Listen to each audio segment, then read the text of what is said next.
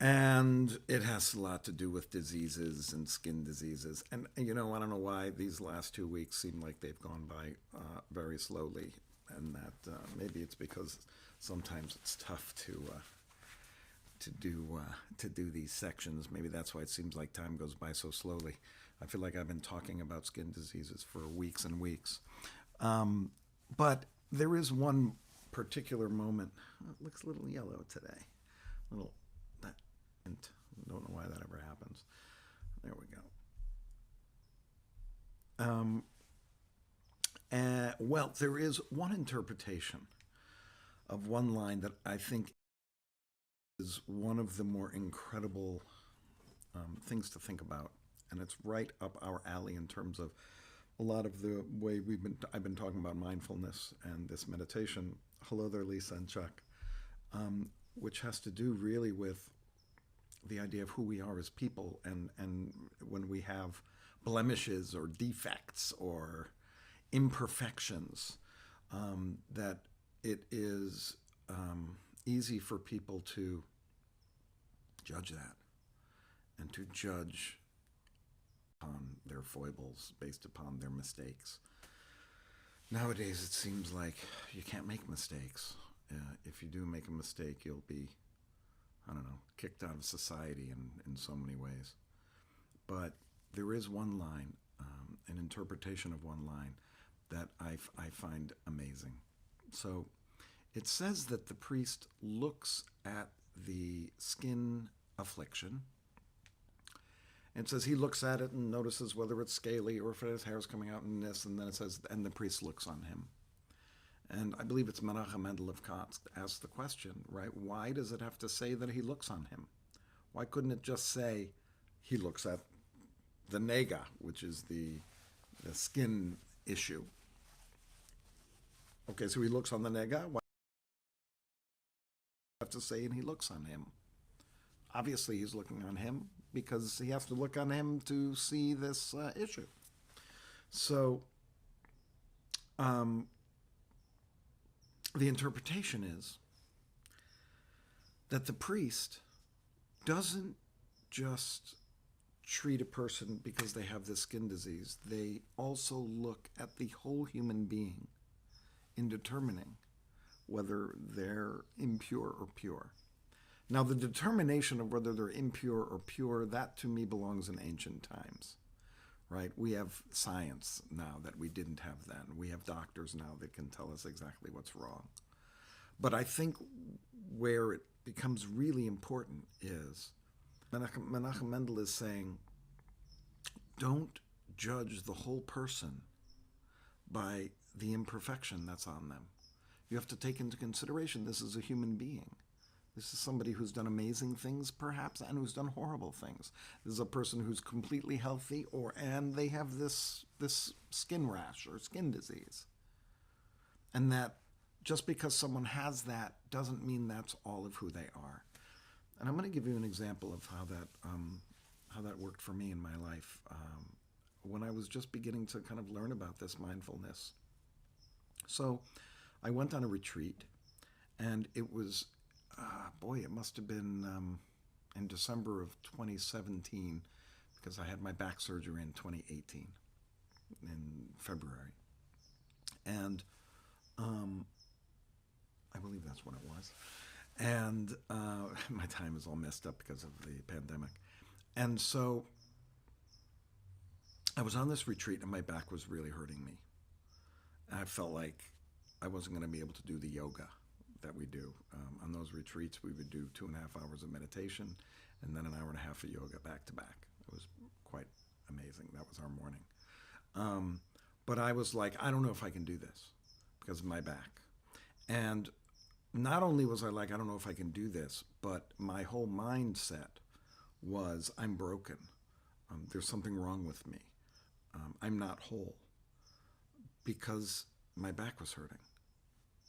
And what I came to realize was that in some ways I was using that pain to kind of say, this is all of who I am, as opposed to, it's just my back. It's just this one little part. Yeah, I was ruminating down my leg, It did definitely was like that. But the fact is that that one piece of imperfection was not all of who I was. And just because I had that didn't mean I couldn't participate.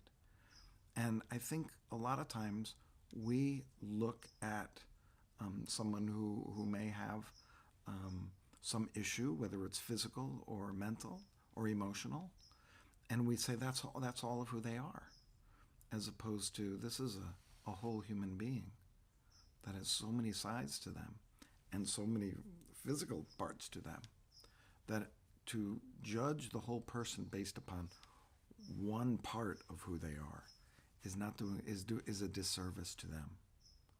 And it's a disservice to humanity. And I don't want to be political about this, and I don't think it's a political issue, but our society today doesn't allow for mistakes.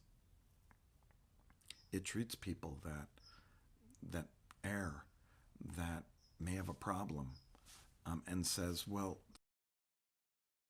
you don't deserve to have any piece of this world. And I think that is an inhumane way to look at any person.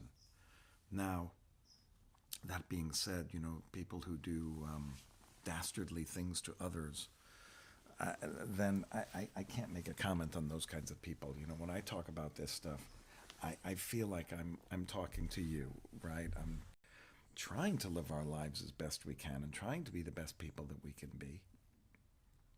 But we make mistakes. We may not be perfect. We have physical ailments, sometimes emotional issues.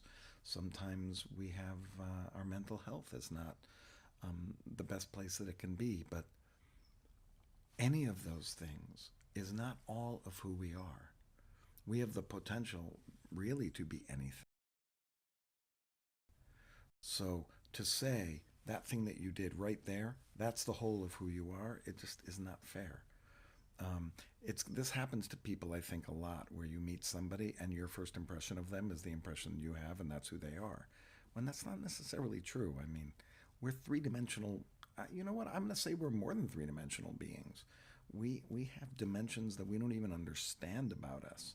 So for us to say that um, tells it like it is with this whole person means you're not acting like the priest and looking on the nega and then looking on the person to see who are they, what are they made up of. And by the way, we have to take the time to do that as well, so that we don't pigeonhole someone into just this idea that you are this one thing or this difficulty you're having or this imperfection in your body. And so often we do look at people that way without looking at them as a whole human being. I know I've been guilty of that in the past. Over the last several years, I've really been trying to change about myself, both about the way I think about myself and the way I think about other people. And perhaps part of it is, quote unquote, giving the person the benefit of the doubt,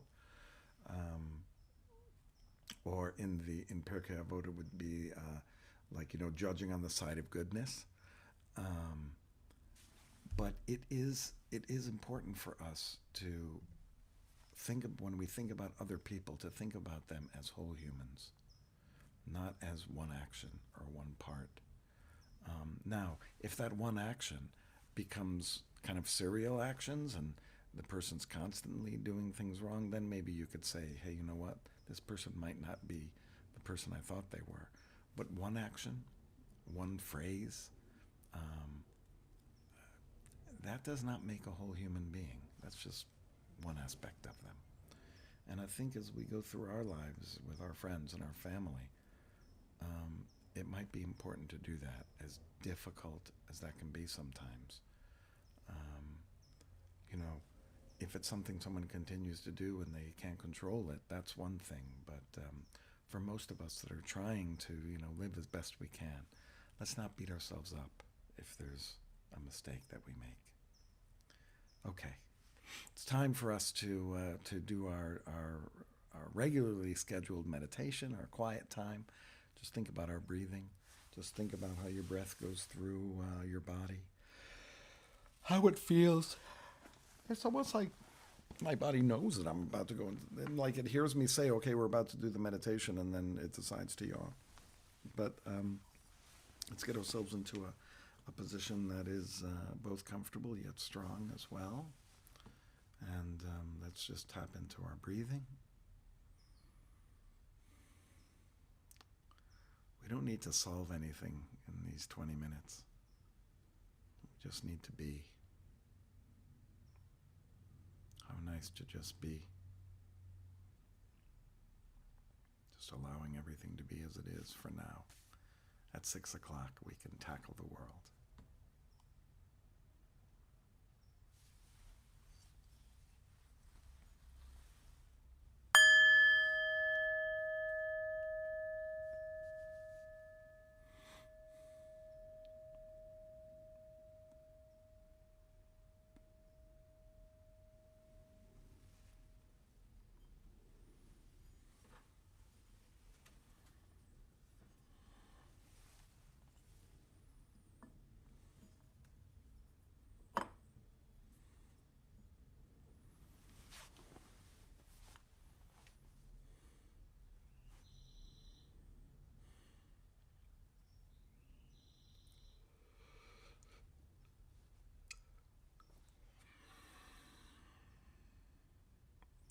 We're just breathing regularly.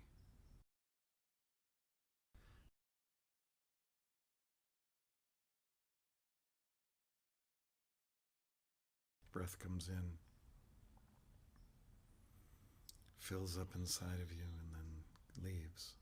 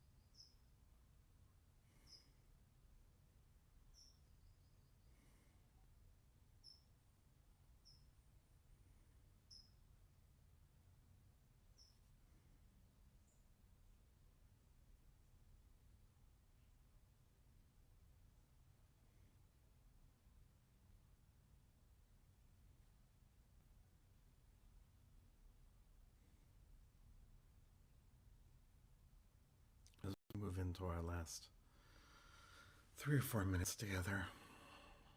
I invite you to ask 2 questions based on our priestly benediction. May I feel safe. May I feel blessed. May I feel blessed. May I feel safe.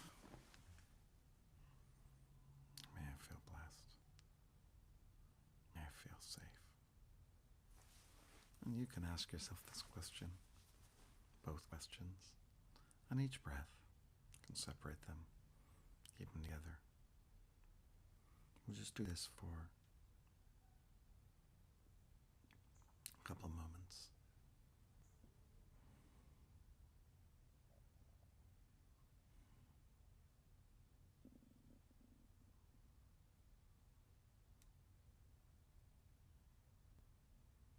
May I feel blessed. May I feel safe. May I feel safe. May I feel blessed.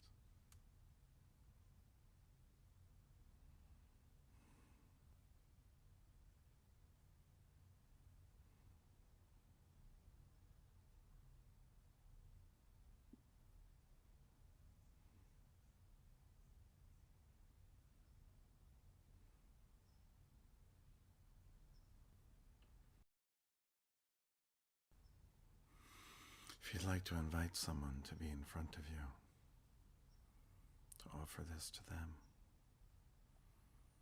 you could say, may you feel safe, and may you feel blessed. May you feel safe.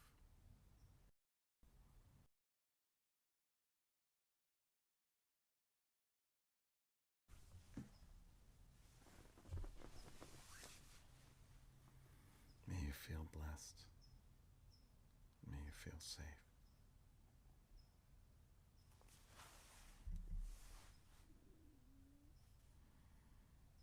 May you feel blessed. May you feel safe.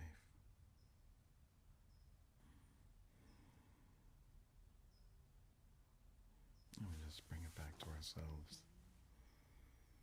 May I feel safe. May I feel blessed.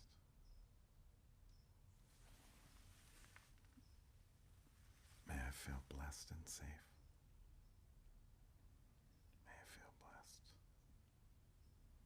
May I feel safe. May I feel blessed. May I feel safe.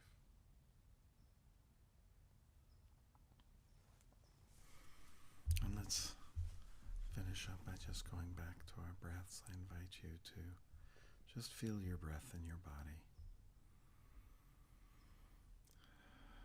If you breathe in through your nose, you can feel the cold air coming in and the warm air going out after it's filtered through your body.